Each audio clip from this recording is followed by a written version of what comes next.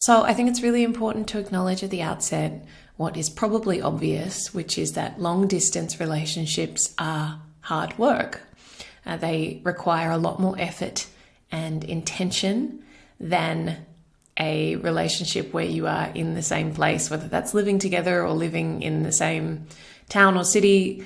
Proximity does a lot of the heavy lifting and allows us to be comfortable in not having to really put in a lot of effort into seeing each other and making the time. Of course, that will vary on situation to situation.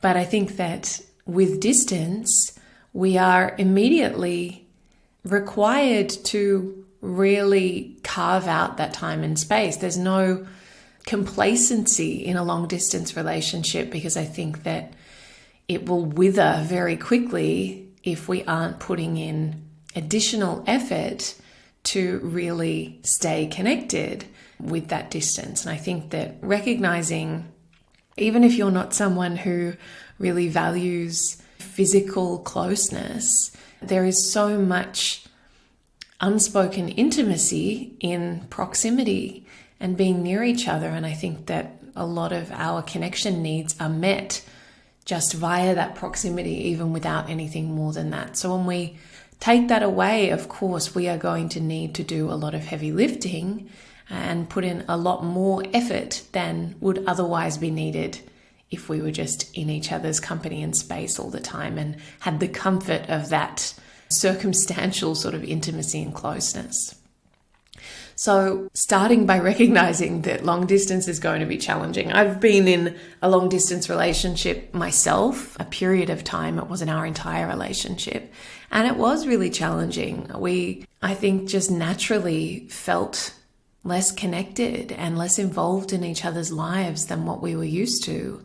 And it's really easy, I think, to drift when you're in that space and to maybe take each other for granted, rather than really putting in that time and effort and energy into staying a part of each other's world in a really active way, recognizing the challenges of it.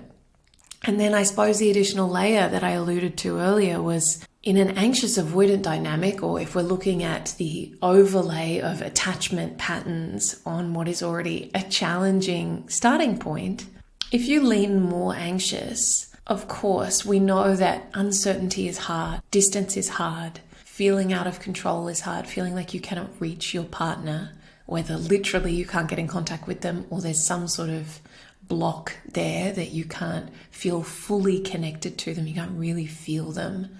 Jealousy can be a real trigger for a lot of anxious folks, not really knowing where you stand, not having that clarity. All of these things are challenging for anxiously attached people at the best of times. And we know that, right? We know that those baseline tendencies and sensitivities are there. And we can see how they might be exacerbated by distance. On the other side, someone who leans more avoidant in their attachment patterns, in my experience, avoidant folks tend to do better with out of sight, out of mind. And I don't mean that to say that they don't care about you if you're in long distance, but they're probably not feeling the absence or the distance as acutely as you are if you have more anxious patterns of really those proximity seeking behaviors as a way to feel safe. So an avoidant leaning person is likely to be more able to compartmentalize such that they can go about their daily life with that distance and not be overly bothered by it. And so we can have this situation whereby you're really having a different experience of the long distance arrangement. And I think that can of itself create some tension, because the anxious person is going, you're not even having a hard time. You don't even care about me. This isn't even hard for you. You don't even miss me. All of these stories that are coming from the pain of separation. And obviously, like, we know how that can go. We know that can exacerbate those dynamics by starting to attack each other or push or protest, and maybe the person on the other side not being terribly well placed to validate that pain and feeling like they get defensive because they feel like they're being attacked when they haven't done anything wrong.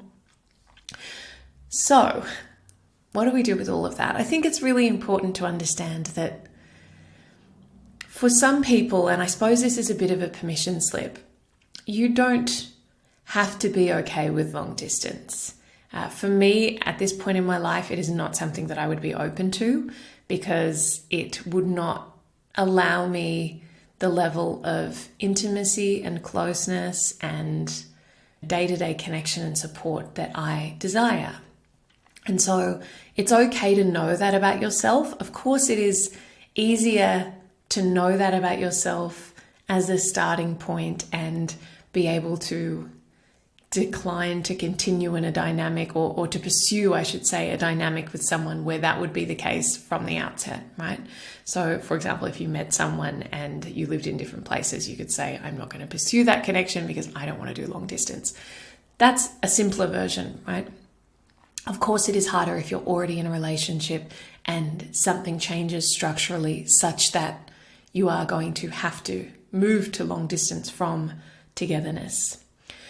Again, you don't have to be okay with that, and you might decide that it is too much for you. If it is really acutely painful, you might decide that isn't going to work, and you might decide to either end the relationship or take a break for such period of time that you are going to be apart, or you might decide that you want to give it a go because you value the relationship enough and you see a future worth investing in, and so you decide to do long distance for a period of time, or maybe it's even, an open-ended thing. But I think having clarity for yourself around what you are open to and what you would need in order for that to feel sustainable, and checking in regularly with yourself and with each other so that you can keep almost taking a pulse on that, on how am I feeling? Is this working for me? And not feeling like you need to justify that because, as I said, permission slip, it is really hard and it's not for everyone. And if you are someone who's really anxious, it might just be too much for you, and maybe that's okay. But having a level of honesty and self-awareness and self-responsibility around where are my limits, and tuning into yourself and going, is this working for me?